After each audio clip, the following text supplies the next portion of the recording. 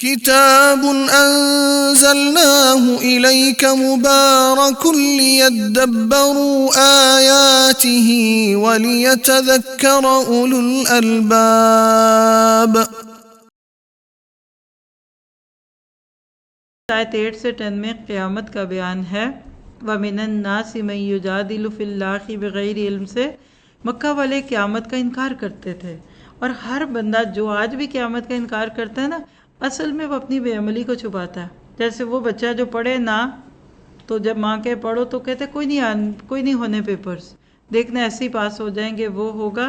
تو کیا قیامت کے بارے میں جان لینا ہی کافی ہے؟ نہیں، آپ کے میرے عمل سے پتہ چلتا ہے کہ کیا میرا علم آخرت ہے یا فکر آخرت ہے۔ عموماً لوگ اپنے آخرت کے علم کو فکر آخرت سمجھتے ہیں، جو کہ بہت بڑی غلط فہمی ہے۔ پھر آیت 11 سے 13 میں منافقانہ طرز عمل ہے، یہ بھی بڑی اہم آیت ہے۔ وَمِنَ النَّاسِ مَن يَعْبُدُ اللَّهَ عَلَىٰ حَرْفٍ، اور لوگوں میں کوئی ایسا بھی ہے جو اللہ کی عبادت کناروں پہ رہ کے کرتا ہے، پھر اگر اس کو خیر پہنچ جائے اطمینان پاتا ہے اس کے ساتھ، اور اگر اس کو کوئی آزمائش مل جائے انقلب علی وجہہ، تو پلٹ آتا ہے، خسر الدنیا والآخرہ۔ دیکھیے منافق دین کے فائدے بھی لینا چاہتا ہے اور دنیا کے بھی نہیں چھوڑنا چاہتا، اس دنیا کو بھی ایک ہاتھ میں رکھنا چاہتا ہے، تو آخرت کی بھی کنارے پہ رہنا کیا ہے؟ Half heartedly. لکھ کے رکھ لیجئے، جب تک کسی کام میں آپ ہول سول نہیں پڑیں گے، فل ہارٹ نہیں ہوگا، آپ وہ کام نہیں کریں گے۔ آپ اور میں الحمدللہ اپنی اس کلاس میں موجود ہیں، آپ میں 90% لوگ ڈے 1 سے سن رہے ہیں، جنہوں نے بعد میں سننا شروع کیے، اگر آپ نے شروع سے سنا ہے مجھے امید ہے آپ نے آج تک سنے، کیونکہ آپ نے سننا تھا۔ اور آپ کہتے نہیں میں دیکھتی ہوں، اچھا میں سنتی ہوں، پتہ نہیں، اچھا تھوڑا آگے کر کے سن لوں، پیچھے کر کے سنوں، آپ نہیں سنیں گے۔ زندگی کا اصول بنائیے، جو بھی کام کریں پورے دل سے کریں۔ آپ گھر کے کام بھی نہیں پورے دل کے بغیر کر سکتے۔ ایک مرد کاروبار کر رہا ہے، جاب پہ کوئی مرد بچہ جا رہا ہے، پڑھنے والا بچہ اسکول، یعنی دنیا کے ہر فیلڈ میں آپ کی ماسی، جو کام آپ 100% کنوکشن کے ساتھ کریں گے اللہ وہی کروائے گا آپ سے۔ آپ صرف 99 پہ آ جائیے، 1% کی وجہ سے آپ اس کام سے رک جائیں گے۔ اس لیے آگے بعمل مومنوں کے لیے بشارت، آیت 14، ان اللہ یدخل الذین آمنوا، جو لوگ ایمان لائے اور عمل صالح کیے، اللہ ان کو داخل کرے گا ان جنتوں میں جس کے نیچے نہریں بہتی ہیں، اور ان اللہ یفعل ما یرید، اللہ ہمیں عمل صالح کی توفیق دے ایمان لانے کے بعد، اور پھر خوشخبریوں کا مصداق بنا دے۔ پھر آیت 15 سے 16، امید کی رسی تھامے رکھو۔ ہمارے دین میں مایوسی کی کوئی جگہ نہیں ہے۔ آپ ان آیتوں کی تفسیر سنیے، خودکشی کی باتیں ہیں، یعنی کچھ لوگوں کو اسلام کی ترقی اچھی نہیں لگ رہی تھی، اللہ کے نبی کا پھیلتا ہوا دین پسند نہیں آ رہا تھا، اللہ نے ان کو ایک قسم کا چیلنج کر دیا۔ پھر آیت 17 میں حق پر کون ہے؟ فیصلہ قیامت کے دن ہوگا۔ دنیا میں ہر بندہ خود کو حق پہ کہتا ہے، اور یہ دنیا میں پتہ ہے کہ حق پہ کون ہے، اور حق کیا ہے؟ اللہ حق ہے، قرآن حق ہے، اس کا نبی حق ہے۔ لیکن ہر مذہب دنیا میں آپ دیکھیں گے کہ جتنے بھی آج بھی مذاہب ہیں، ہر ایک اپنے آپ کو ٹھیک ہی کہہ رہا ہے، تو کیسے پتہ چلے گا؟ ان اللہ یفصل بینہم یوم القیامہ۔ بعض لوگ اسے غلط فہمی کا شکار ہیں، اچھا پھر آج تو نہیں پتا کیا ٹھیک ہے، پھر وہاں پتہ چلے گا، رونگ ہے۔ اصل میں یہ مراد یہ کہ ایک صحیح کلیم کر رہا ہے، باقی غلط کلیم کر رہے ہیں، تو صحیح والے کو تو پتہ ہے کہ میرا ہی یہ ٹھیک ہے، لیکن اصل فیصلہ پھر اینڈ پہ ہوگا۔ یہ دعا کیا کریں کہ اللہ ہمیں حق بات پہ جمع دے۔ پھر آیت 18 میں کائنات کی ہر شے اللہ کو سجدہ کر رہی ہے، یہ آیت سجدہ بھی ہے، اور بعد میں موقع ملے تو آپ لوگ بھی کر سکتے ہیں۔ آپ دیکھیے کہ سجدہ کیا ہے، صرف اللہ تعالیٰ کے لیے خاص ہے۔ سجدے کی جگہ پر آگ حرام ہے، یعنی وہ اعضاء جو سجدے میں استعمال ہوں گے حدیث کی روشنی میں، وہاں آگ حرام ہے۔ شرط ایک ہے کہ آپ کے عمل کے بیچ میں کوئی اور حرام چیز نہ آ چکی ہو۔ سجدہ اللہ کے نزدیک سب سے زیادہ پسندیدہ عمل ہے۔ یہ جو بات میں نے کی ہے نا کہ اللہ بیچ میں کوئی نہ آ گئی ہو، تو ایسی ہے کہ جو ہارٹ پیشنٹ ہے، ضروری تھوڑی ہے کہ وہ دل کے دورے سے مرے، حادثہ بھی ہو سکتا ہے، کوئی اور بیماری بھی آ سکتی ہے۔ تو ایسی حدیثوں کو سن کر ریلیکس نہیں ہو جانا چاہیے کہ اچھا ہم سجدے تو کر ہی رہے ہیں، پر پتہ بھی نہیں کہ ہم سجدے جو کر رہے ہیں اس میں کہہ کیا رہے ہیں۔ حدیث سن لیجئے، سلسلہ تو صحیحہ 2097 ہے، ابو فاطمہ رضی اللہ عنہ سے روایت ہے کہ اللہ کے نبی نے فرمایا کہ تم پر ہجرت لازم ہے کیونکہ اس جیسا کوئی عمل نہیں، تم پہ روزہ لازم ہے کیونکہ اس جیسا کوئی عمل نہیں ہے، تم پر سجدے لازم ہیں، کیونکہ جب تم اللہ کے لیے کوئی سجدہ کرو گے تو اللہ تعالیٰ اس کی وجہ سے تمہارا درجہ بلند کرے گا اور تم سے ایک غلطی ختم کرے گا۔ اور بات یہ ہے کہ سجدے میں کوئی اور نہیں نظر آتا اللہ کے سوا، سب جھوٹے سہارے ادھر ادھر ہو جاتے ہیں۔ پھر اس کے بعد آیت 19 سے 22 میں جہنم کے عذاب کا ہولناک منظر ہے۔ جہنم کے اندر لوگوں کے ساتھ جو ہونے والا ہے، قرآن نے جو کہہ دیا یہ برحق ہے۔ آج کچھ لبرل لوگ کچھ اور بھی خیالات دل میں رکھنے والے کہتے ہیں کوئی جہنم نہیں، تو بتائیے کہ پھر یہ ساری آیتیں کیا ہیں؟ اللہ کہتا ہے یہ دو جھگڑنے والے اپنے رب کے بارے میں، بس جو کفر کرتے ہیں کاٹ دیے گئے ان کے لیے کپڑے آگ کے، پھر ان کے سروں پر کھولتا ہوا پانی ڈالا جائے گا، وہ ان کے پیٹوں میں جو کچھ اس کو ادھیڑ دے گا، اور ان کی کھالوں کو، اور ان کے لیے لوہے کے گرز ہیں، جب کبھی ادھر سے نکلنا چاہیں گے کہ نکل بھاگیں ادھر سے، اس غم سے دوبارہ اس میں لوٹا دیے جائیں گے۔ وذوق عذاب الحریق، اور کہا جائے گا چکھو جلنے کا عذاب۔ اللہم اجرنا من النار۔ 23 سے 24 میں ہدایت یافتہ لوگوں کے لیے خوشخبری ہیں، بہت پیاری آیتیں ہیں۔ ان اللہ یدخل الذین آمنوا، آپ دیکھیے کہ ان آیتوں پہ یقین ہوگا نا تبھی عمل ہوگا۔ ایمان لا کر عمل صالح کرنے والوں کو اللہ ان جنتوں میں داخل کرے گا جس میں نہریں ہیں، یحلون فیہا من اساور، پہنائے جائیں گے اس میں وہ کنگن جو سونے کے ہوں گے اور لولو کے، یعنی جڑاؤ کنگن پہنائے جائیں گے۔ دیکھیے پہنیں گے نہیں، پہنانے میں عزت ہے نا، دلہن کو پہنائے جاتے ہیں، کوئی محبت میں کسی کو پہنا دیتا ہے۔ فَلِبَاسُهُمْ فِيهَا حَرِيرٌ، ریشم کے کپڑے ہوں گے اس میں۔ وَهُدُوا إِلَى الطَّيِّبِ مِنَ الْقَوْلِ، وہ گائیڈ کیے گئے، ہدایت دیے گئے ایک پاکیزہ بات کی طرف اور الحمید کے راستے کی طرف۔ کیا پتہ چلا کہ خوشخبریاں ہی خوشخبریاں ہیں، جنہوں نے دنیا میں اللہ کا راستہ تھام لیا، اللہ ان کے بہت سے لاڈ چو کرے گا، اور دنیا میں بھی کرتا ہے، آخرت میں بھی کرے گا۔ آگے ہے جی حج اور قربانی کا ذکر، آیت 25 سے 36 میں۔ اس میں بہت سارے حج اور قربانی کے ریچولز ہیں، لیکن اس میں جو لفظ آیا ہے نا ایامم معدود، گنتی کے دن جو لفظ ہے، اگر اس کو دیکھیں تو یہ کون سے دن ہے؟ ایامم معلومات، اس سے عشرہ ذی الحجہ مراد ہے۔ یہ دنیا کے سب سے بہترین 10 دن ہوتے ہیں، ان میں کیا گیا نیک عمل اللہ تعالیٰ کو سب سے زیادہ پسند ہے، اور ان میں کثرت سے اللہ تعالیٰ کا ذکر کرنے کا حکم ہے۔ جب بھی یہ دن آئیں آپ نے ان کو انشاءاللہ اچھی طرح سے استعمال کرنا ہے۔ حدیث بھی اس کے بارے میں موجود ہے، مسند احمد میں 2882 ہے، ابن عمر اس کے راوی ہیں۔ کوئی دن ایسا نہیں جو اللہ کے ہاں زیادہ عظمت والے ہوں، جن میں نیک عمل اس کو سب سے زیادہ پسند ہو بنسبت ان 10 دنوں کے۔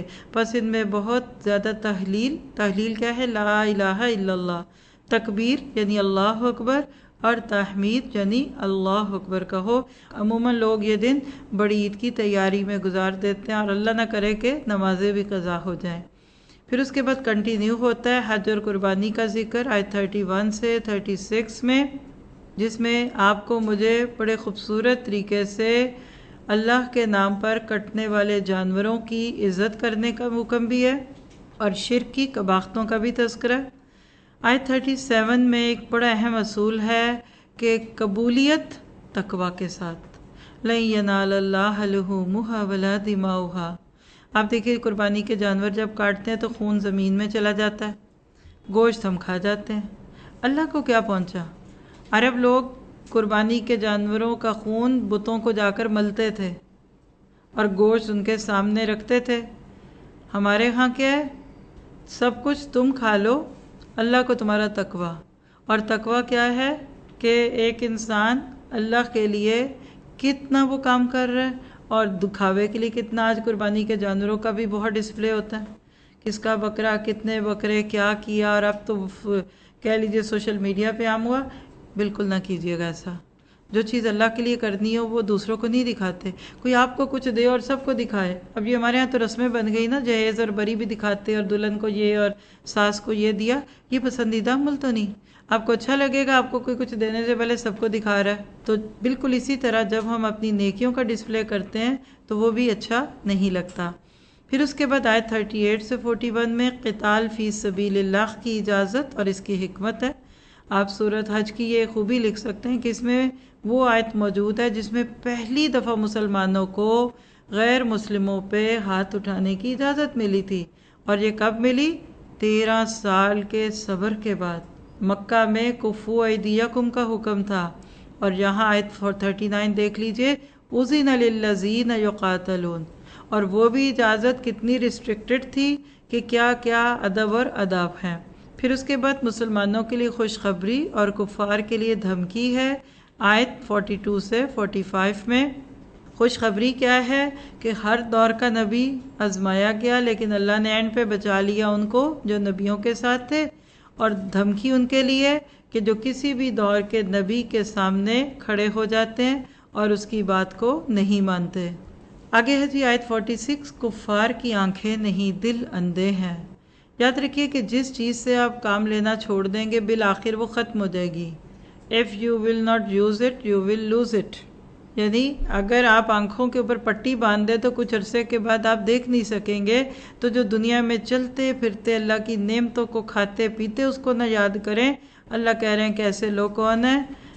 افلم یسیروا فی الارض، کیا انہوں نے زمین میں سیر نہیں کی کہ پس ہوتے ان کے دل جس سے وہ سوچتے، کان ہوتے اور وہ اس سے سنتے، یعنی نہ انہوں نے آنکھوں سے فائدہ اٹھایا، نہ کانوں سے، نہ دل سے، کیونکہ فَإِنَّهَا لَا تَعْمَى الْأَبْصَارُ، کیونکہ آنکھیں اندھی نہیں ہوتی، وَلَٰكِن تَعْمَى الْقُلُوبُ الَّتِي فِي الصُّدُورِ، وہ دل اندھے ہو جاتے ہیں جو کہ سینوں میں ہوتے ہیں۔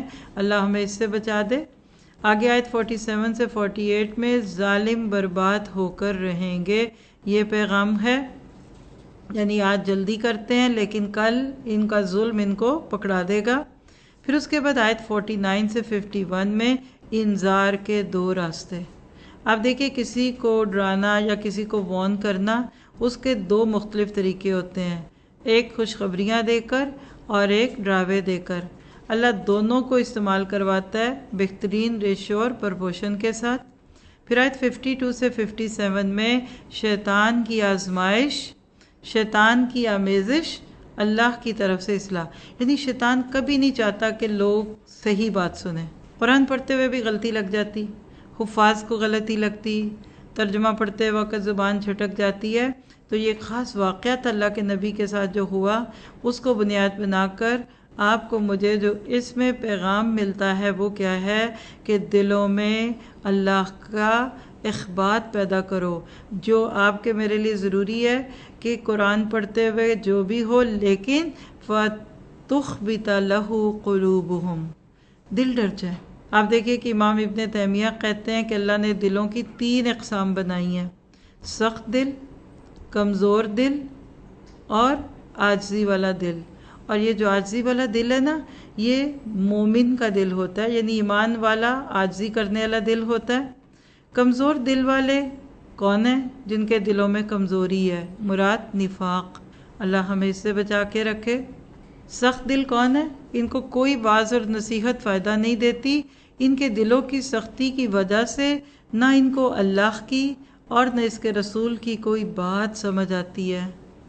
ذرا سا سوچیں، ہر دل کی قسم پر اپنا جائزہ ہم لیں کہ میرا دل کون سا ہے، اور اس کے برعکس اہل ایمان کے دل کون سے ہیں؟ علم والوں کے لیے شیطان کا وسوسہ رحمت بن جاتا ہے، کیونکہ وہ فوراً وارن ہو جاتے ہیں، ڈر جاتے ہیں، متنبہ ہو جاتے ہیں۔ تو اللہ سے دعا کرتے ہیں کہ ہمارے دلوں کو ایمان والے دل بنا دے۔ اس کے بعد ہے جی اللہ کی راہ میں ہجرت کرنے والوں کے صلے۔ ہجرتیں تو بہت وجوہات سے ہوتی ہیں، کبھی مال کمانے کے لیے، کبھی شادی کے لیے، کبھی پڑھنے پڑھانے کے لیے، لیکن اللہ کس ہجرت کی تعریف کرتا ہے؟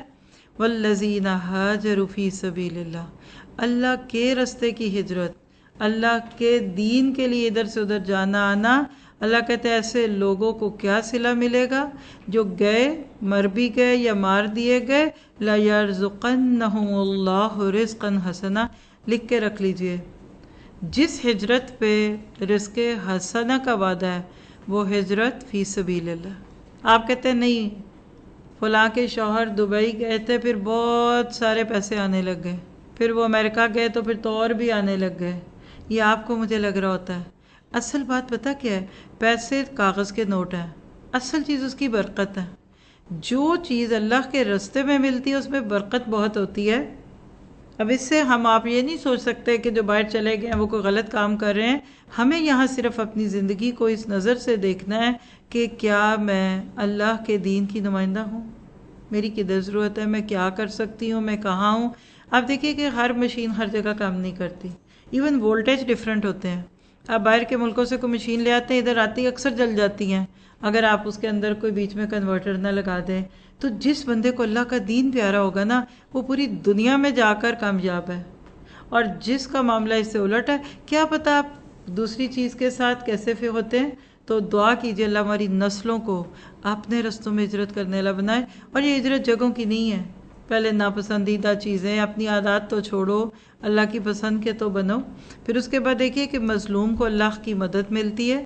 یہ میسج ہے آیت 60 سے 62 میں، یعنی جو اپنا کام خود نہیں کر سکتا، بیچارہ بدلہ نہیں لے سکتا، جس کے پاس پیسے ہی نہیں ہے کہ کسی وکیل کو ہائر کرے، ہے وہ مظلوم، تو بے فکر ہو جائے، اللہ الوکیل بھی ہے، اس کی مدد کرے گا۔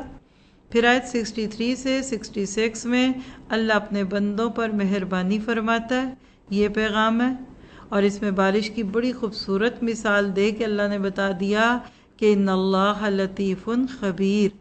اور اس کے بعد آیت 67 سے 72 میں عبادات کے طریقے پر اعتراض کیوں۔ یہاں سے اب بالکل سورت کا بھی تتمہ ہے، پارہ بھی پورا ہو رہا ہے۔ مختلف مذاہب میں جو عبادت کے مختلف طریقے ہیں اس کو بنیاد بنا کر شرک کی طرف آپ کی میری توجہ دے کر اگلی آیتیں 73 سے 74 میں اللہ تعالیٰ کی معرفت کی کمی شرک کا سبب بناتی ہے، اور یہ قرآن پاک کی خوبصورت ترین تماثیل میں سے ایک تمثیل ہے۔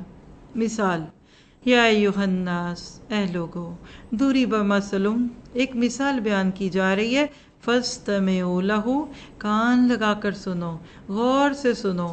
اب آگے مثال وہی ہے جو آپ نے بہت دفعہ سنی ہے کہ جن کو تم پکارتے ہو اللہ کے سوا، وہ تو ایک مکھی بھی پیدا نہیں کر سکتے، سارے جمع ہو جائیں، چلو مکھی پیدا کرنا تو دور کی بات، وَإِن يَسْلُبْهُمُ الذُّبَابُ شَيْئًا، اگر مکھی ان سے کوئی چھین بھی لے، کوئی چیز ان کے کھانے میں کوئی قطرہ اٹھا لے، وہ اس سے چھڑا نہیں سکتے۔ لَا يَسْتَنْقِذُوهُ مِنْهُ، کیونکہ ضعف الطالب والمطلوب، یہ ہے اصل میں اس کی بات، مانگنے والا بھی کمزور اور جس سے مانگ رہا ہے وہ بھی کمزور۔ اور شرک ہوتا کیوں ہے؟ ما قدر اللہ حق قدری، لوگوں نے اللہ کی وہ قدر ہی نہ کی جو کہ اس کی قدر کا حق تھا، حالانکہ اللہ تعالیٰ قوی بھی ہے اور عزیز بھی ہے۔ کیا پتہ چلا ضعف الطالب والمطلوب سے کہ اللہ کے سوا جن کو پکارا جاتا ہے وہ تو مکھی پیدا نہیں کر سکتے، ہماری حاجات کیسی پورے کریں گے؟ اب دیکھیے پیچھے نحل کا ذکر ہوا نا، شہد کی مکھی با مقصد تھی، پروڈکٹیو تھی، اللہ نے اس کے نام پہ سورت دے دی۔ اور مکھی کے بارے میں تو کسی نے کہا کہ اس کی 500 آنکھیں ہوتی ہیں، تو کا فائدہ کیا، بیٹھتی تو پھر بھی گندگی پہ ہے۔ تو یہ بہت ہی کلائمیکس ہے قرآن کا کہ بالکل بے بسی کی آخری کیفیت پیش کر کے جو پیغام دیا کہ شرک اللہ کی ناقدری کا نام ہے، ما قدر اللہ حق قدری۔ اور اس کے بعد پھر آیت 75 76 اللہ ہمارے ہر عمل سے واقف ہے، اس کا یقین ہوگا تو امت مسلمہ اپنے آپ کو سیدھا کرے گی۔ جب آپ کو یقین ہے نا کہ میرا اللہ مجھے دیکھ رہا ہے، تو آپ اپنے ہر عمل کی بات کو تنقیدی نظروں سے دیکھتے ہیں۔ اللہ یستفی من الملائکہ کی بات ادھر ہے نا کہ اللہ نے کچھ فرشتوں کو بھی چنا، یعنی اللہ چن لیتا ہے اپنے فرشتوں کو پیغام دینے کے لیے اور کچھ لوگوں کو، اور اب آگے آخر میں چنی ہوئی قوم امت مسلمہ، اس کے لیے کہ ایجنڈا بہترین خوبصورت آیتیں ہیں 77 سے 78 میں امت مسلمہ کا ایجنڈا۔ اللہ اکبر کبیرہ۔ صرف ان چند آیتوں کو، یہ 2 آیات ہیں، اگر آپ امت مسلمہ جو اس وقت تقریباً 2 بلین ہے اس کے اوپر پھیلا دیں اور وہ اس آیت کے موافق ہو جائیں تو اللہ کی رحمت سے اسلام کا روشن مستقبل ہے۔ کیا ہے ذرا سا کاؤنٹ کیجئے۔ ایک تو اس میں آیت سجدہ ہے، اے لوگو جو ایمان لائے ہو، رکوع کرو اور سجدہ کرو اور عبادت کرو اپنے رب کی، اور خیر کے کام کرو تاکہ تم فلاح پالو۔ یہ ہیں ذاتی عبادات، وہی انداز ہے جو سورۃ العصر کا بھی ہے۔